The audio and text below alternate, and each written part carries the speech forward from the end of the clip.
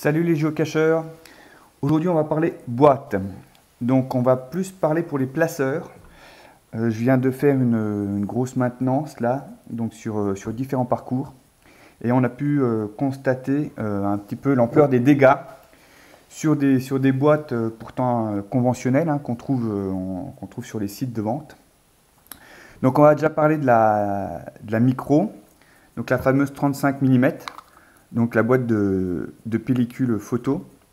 Donc bon, ça se vend 1 euro, 1,50 € suivant les sites.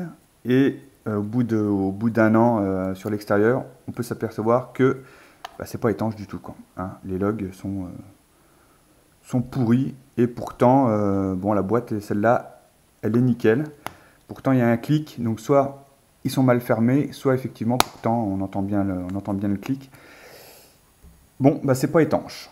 Donc, soit il faut vraiment les mettre à couvert, mais en pleine nature, accroché à un arbre, ce genre de boîte, du coup, je vais arrêter d'en poser parce que, voilà, à part des demandes de maintenance et puis des changements de log, c'est un petit peu les seuls problèmes qu'on a. J'ai cru que celle-là était un petit peu mieux puisque le bouchon n'est pas le même. C'est un bouchon qui est sur l'extérieur par rapport à l'autre. Mais la conclusion est que le log est toujours aussi pourri après 1 an posé, quoi. Et avec ça, on a, on voit des boîtes carrément perforées, voilà, perforées par les petites bestioles, par les souris. Donc elles attaquent, elles attaquent les capuchons et elles s'attaquent même. On pensait que c'est les grosses boîtes, pourtant le log est pourri aussi, tout simplement parce que elles ont carrément rongé. On voit bien ronger tout le fond de la boîte. Donc c'est là où on se dit qu'il faut quand même partir sur de la boîte avec du plastique un petit peu plus dur. Ensuite, boîte. Alors voilà les petites boîtes. Donc celle-là c'est une boîte neuve. Donc on pense que c'est la boîte, c'est les petites boîtes pas chères en lot où on se dit c'est nickel pour faire des boîtes. Tout le monde se dit dès qu'on voit des boîtes dans les magazines, allez on achète, on va poser des boîtes. Et voilà, ces boîtes-là n'ont pas de joint. Donc encore une fois, dans le temps, c'est vrai que dans le temps, on se retrouve avec des boîtes, celle-là a été posée et au bout d'1 an, 1 an et demi, 2 ans, je ne sais plus combien de temps, on l'a relevée. Bon plein de terre sur les extérieurs, ce qui est logique, mais il y en a autant dedans, quoi. Donc le log, ça a rouillé, le capuchon est plein de terre et pourtant, pour tout simplement parce que il n'y a pas de joint. Donc encore une fois, attention à ce qu'on met comme boîte. Donc dans les boîtes, pour l'instant le TOG, on vend ça sur internet. Donc ça c'est des gros lots que j'ai dû trouver sur Jiffy ou dans les magasins, des grosses boîtes avec des lots dedans, une quinzaine de boîtes. Donc voilà, celles-là, elles sont quand même un petit peu mieux avec leur système de joints et les 4 petites lamelles qui permettent donc d'aller venir écraser le joint pour avoir donc une étanchéité un petit peu, donc même celle-là, vous voyez, pourtant. Donc sur les sites, ils en vendent. Elles sont un peu chères, on est entre 3 et 5 € la boîte. Donc c'est vrai que dès que vous voulez faire un parcours, ça vous coûte vite un œil. Mais on est quand même sur un truc qui est pas trop mal. Ensuite, ce que je peux vous proposer vraiment. Donc c'est sur ce genre de boîte là. Donc là effectivement ça c'est des boîtes de prélèvement. Donc ça c'est du pas de vis. On trouve ça donc dans les labos, les hôpitaux, tous les pharmacies, les trucs comme ça. Après ça se trouve. Et ça c'est étanche. Donc ça c'est vrai qu'une fois que c'est vissé, c'est nickel. Vous mettez un petit pot de peinture là-dessus, un petit coup de bombe noir. Vous en avez différents modèles. Ça c'est nickel, ça c'est étanche.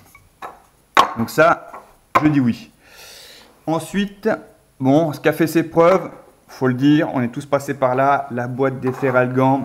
Le problème c'est que si vous voulez faire un parcours, faut être un petit peu malade quand même. La plupart du temps, c'est derrière que ça tient pas, ça casse un petit peu. Mais c'est quand même un bon compromis avec un plastique dur, une boîte quand même assez étanche.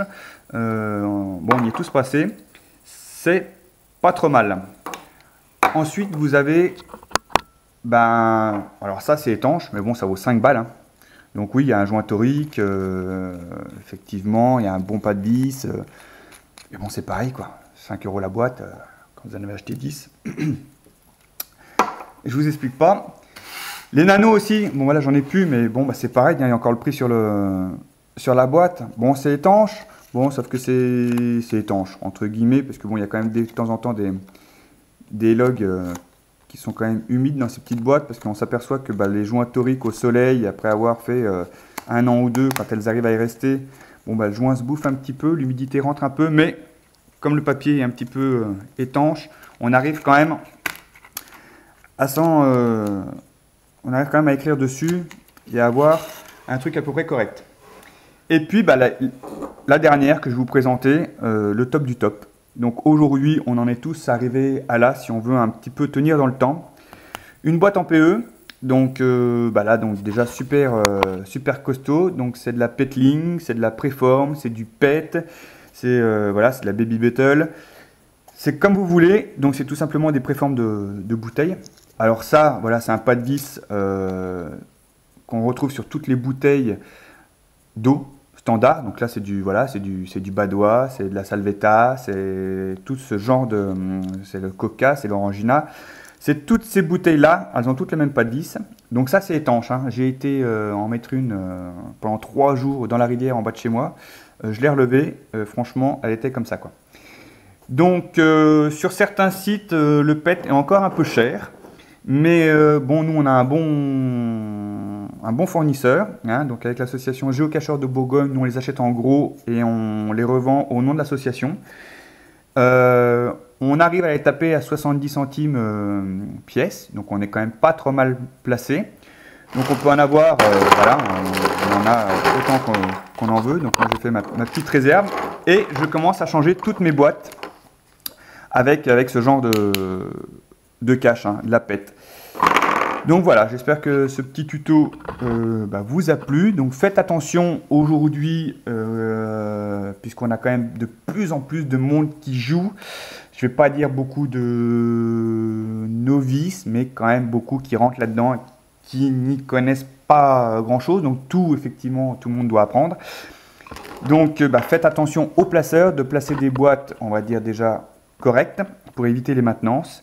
Bon, quand vous avez 2-3 maintenances à faire, ça va. Quand vous commencez à avoir des gros parcours et 200 caches de posées, ça devient vite une galère. Donc, pour ma part, tous ceux qui sont intéressés par du PET, voilà, autour de 70 centimes, vous pouvez m'envoyer un petit message. N'hésitez pas à faire des commentaires sur cette vidéo. Et puis, vous pouvez aussi avoir des infos sur le site Géocacheurs de Bourgogne ou sur Facebook pour nous retrouver. Merci, à plus et bon géocaching.